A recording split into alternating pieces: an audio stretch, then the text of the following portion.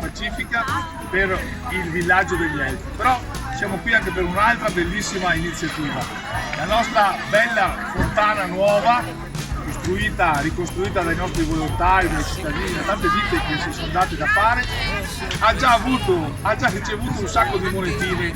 Allora oggi, insieme ai ragazzi scout, a Babbo Natale, al signor Beltrame e ad altri volontari, raccoglieremo queste monetine per darle per un grande progetto per aiutare la piccola Sara, un progetto del Babbo Natale dei bambini. Per cui adesso con alcuni ragazzi degli scout raccoglieremo queste monetine, le metteremo in una cesta e le doneremo direttamente a Babbo Natale dei bambini per la piccola Sara, che ha un percorso difficile da fare, noi lo sosteniamo con un grosso investimento.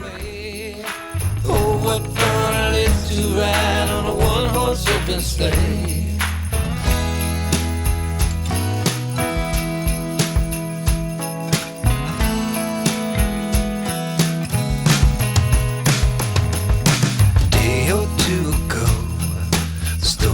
I must tell, went out into the snow, and on my back I fell.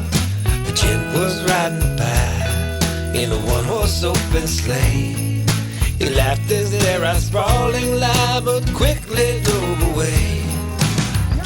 Questo è il raccolto della fontana di Taglio di Po che andrà per la piccola Sara attraverso il Babbo Natale dei bambini. Grazie signor Beltrame, a Dario che sta filmando, a tutti gli scout, grazie a tutti, buon Natale! Bene, ciao a tutti da Taglio di Po!